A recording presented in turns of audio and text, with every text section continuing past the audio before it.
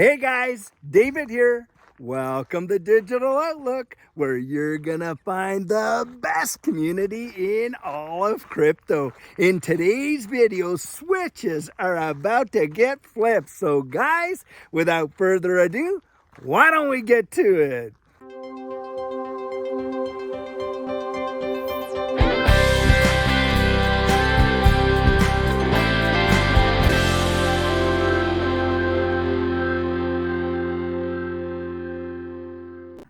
So guys, as many of you know, since we got this decision out of Judge Torres with respect to XRP not being a security in the secondary market, we have seen some absolutely amazing information coming out. And it seems like it's not just daily, but hourly. There's all kinds of news and this and this and that. Well, as we know, recently Gemini had listed XRP and we saw a spike and they say, oh, it was a glitch. It went up to like $50. Well, guys, there's a lot of folks out there right now saying, hey, perhaps it wasn't a glitch because of one primary element that a lot of people are forgetting about. And guys, that is this. We could literally be facing a supply crunch on XRP should a number of switches get absolutely flipped. And why is that?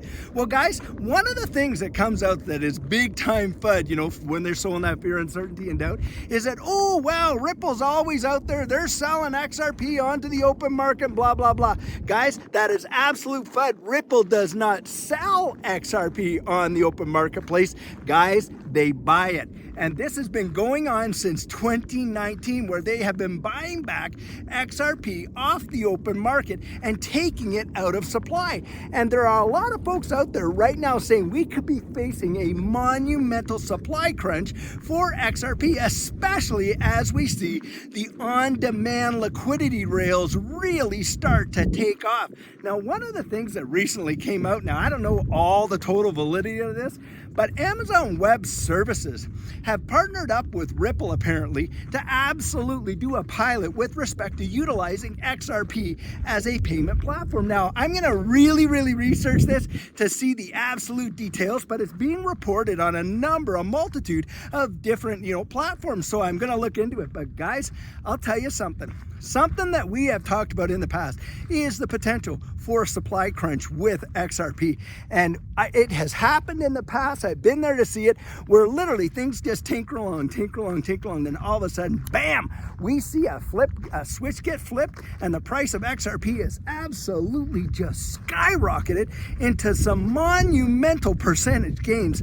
And most are not prepared for it when it happens. And that's because of all of the conjecture and all of the FUD and all of the, well, what if this and what if that, and not looking forward at the real world utility and how this ecosystem and this asset is being used to literally transform the financial landscape and the evolution of money. Guys, you have got some major, technical analysis folks out there literally saying that this could be the biggest bull run that XRP ever sees or has ever seen in its entire history. If we see something like that happened in 2017, coupled with a major supply crunch due to the on-demand liquidity platforms and rails being employed, it is going to be absolutely insane, in my opinion. And we could literally be seeing some prices north of that $50 mark. Absolutely, it is possible. It is out there. Guys, a lot of people, when they talk about, oh, well, that can't happen because of the tokenomics. The one thing that they forget is the world money supply.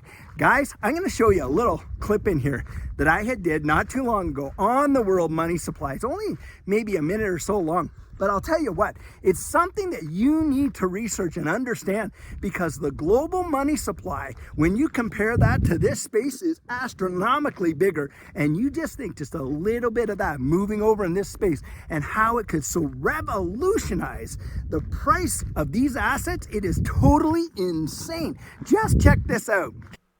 So guys, what I have up here right now is a visualization of the total world money supply as of 2020. So now that it's 2022, as we look through this, bear that in mind, because of course it's going to be much greater considering all the money that has been printed from the C dump onward from 2020.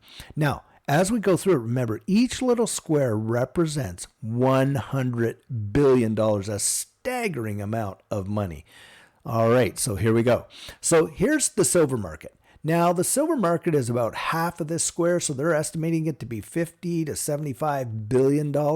Now, as of 2020, here's the cryptocurrency. And this is just a little bigger than one square. So they're looking at this as being worth somewhere in the neighborhood of 3 to 500 billion. But actually now it's, I think as of today, 970 some, 75, 76 billion dollars right in there. Now, military spending, well over $1 trillion globally for sure. Here's the U.S. budget deficit for the financial year end of 2020, way over $2 trillion right in there. Now, all coins and banknotes globally. So obviously this is the US, this is the Euro area, this is others, would include Canada, Australia, that type of thing. Here's China and here's Japan right in there. Now, all of these are over $1 trillion. Now, here's the Fed's balance sheet at that time, well into the multiple trillions. And from January 1st to 2020, this part here was just added then. And of course, now it's probably somewhere out here, considering it's 2022. So quite a significant amount. Now, global billionaires into the multiple trillions right in there. Gold.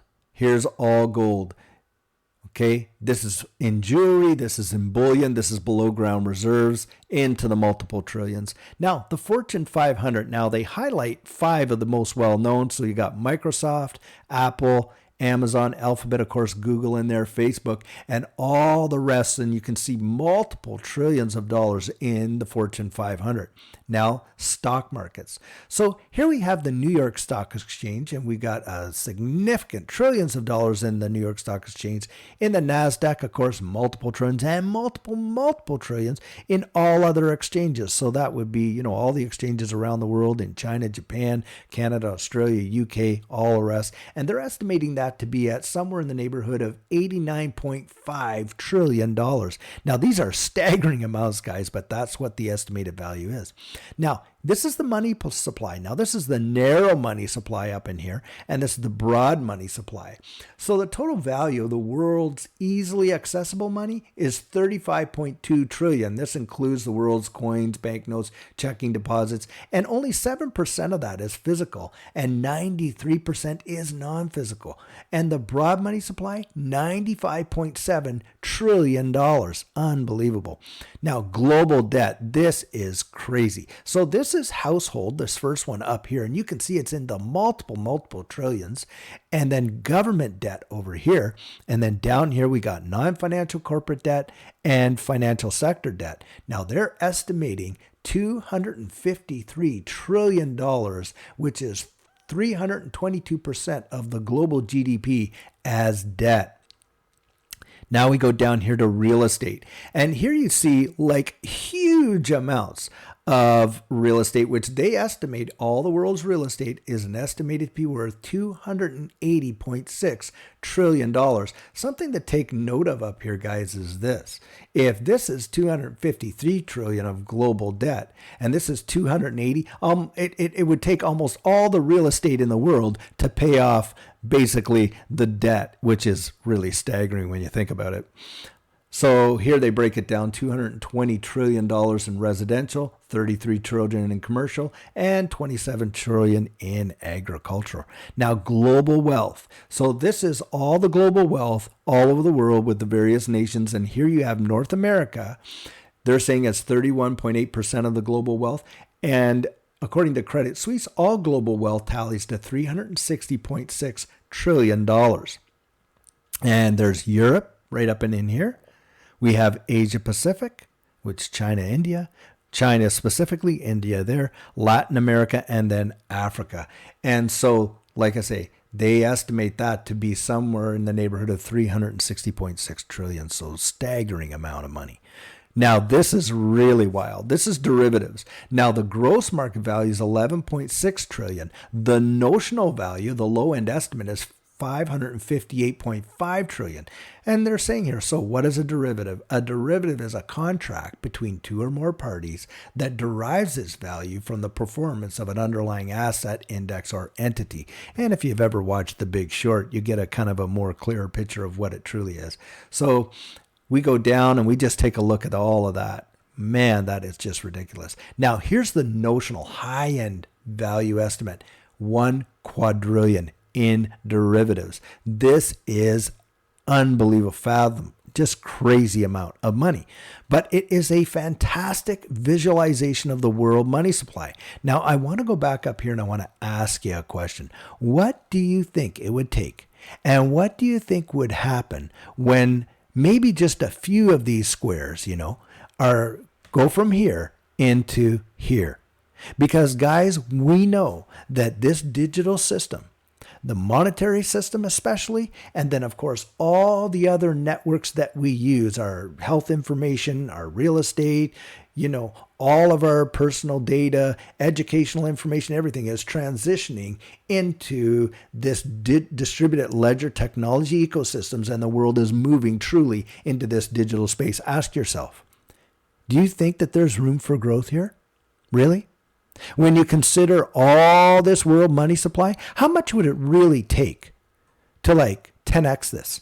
Not too much. How about 100x? Still not that much. How about 1,000x? Really? Not that much. Do you realize some of these digital assets are being eyed to actually consume the entire global debt market right here? And Hedera Hashgraph, by the way, is one of those, along with the XRP ledger, to take on and tokenize global debt. Do you also realize that all of the stock markets around the world will be tokenized? Just imagine this, just this right here, moving over and coming into right here.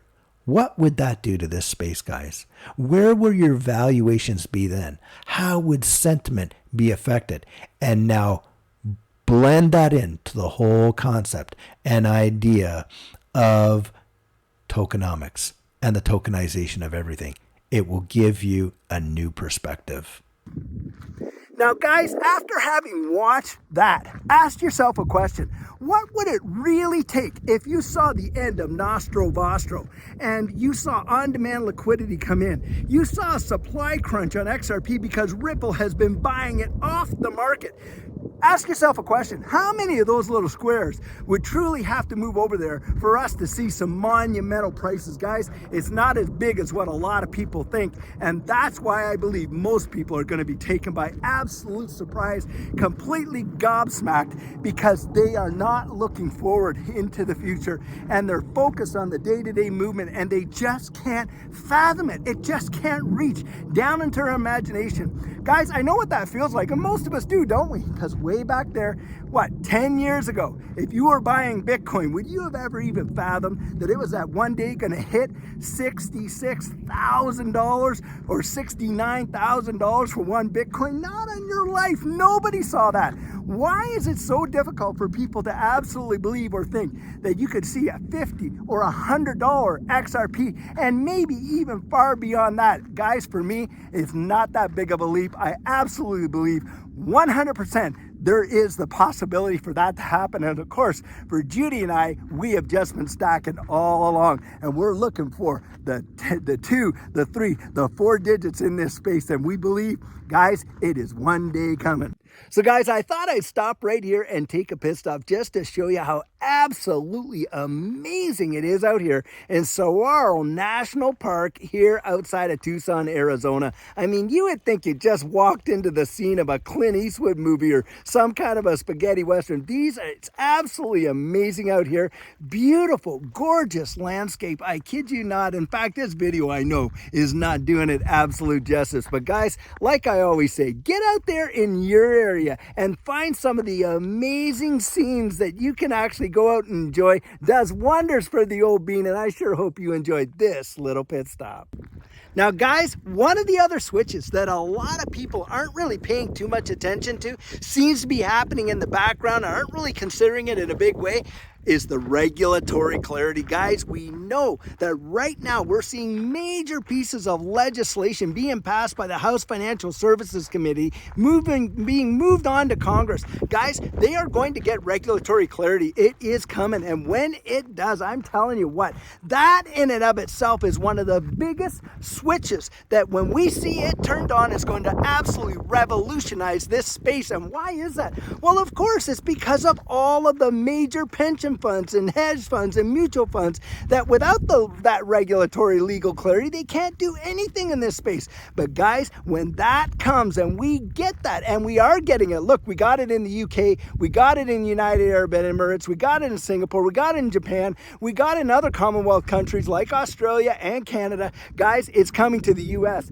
and I believe it's going to happen a whole lot sooner than most people think. And when it does, I'm telling you, I believe that in and of itself could be a big time catalyst for a major bull run move. And why is that, guys? You see money like pension funds come into this space, and they know it. They know that this is the future. This is the way the world is going. Don't kid yourself. They are chomping at the bit to get involved. Guys, I certainly don't want to miss it, and I certainly don't want you to miss it. Get out there, research it for yourself, get to know what you hold, and if you have questions, hey, find the answers we find for ourselves. I genuinely believe it. You guys have heard me say it before, are the ones that we trust the most, and you won't get it out. So guys, my phone literally got shut down because of the temperature out here being so hot in the desert. But guys, I'll tell you what, if you get those answers for yourself, you're not gonna get fudded out. That is absolutely for certain. I'll tell you what, guys, I want to see you standing right there beside me in that winner's circle when we see it all happen, when we absolutely fly past the moon and smash right through Jupiter. So guys, as we have always said, things in this space can change just like that. And that is why it's so vitally important for you to get your plan in place before this next bull run absolutely takes off. And what our coaching program offers, that is where you and I can meet personally, one-on-one, for 1 hour over Zoom. And during that time, I share with you our personal journey in that last bull run and what enabled Judy and I to experience some amazing financial success. I share with you the mistakes we made so that you don't have to fall into the same pitfalls we did. We take a look at your portfolio and make sure that it's balanced towards your goals, and we work together to develop your exit strategy. We can even get your assets off an exchange and onto a hardware wallet, along with delivering to you some amazing techniques that are really going to help you in this space. Now, the cost of that is $250, and if that's something that interests you, you write me right there at coaching@thedigitaloutlook.com, and we'll get you all booked in. So guys, this is the video I have for you today, and as always, I truly hope that you enjoyed it. Now, many of you know I'm not a financial advisor, and this isn't financial advice, but if you found value in it, if you'd hit that like and subscribe, I'd appreciate it. And hey, don't forget to put your comments right down there in the comment section and hit that notification bell so that you don't miss out on any of our regularly released videos. So, in the meantime, and in between time, stay safe, be blessed, and I'll catch you in the next one.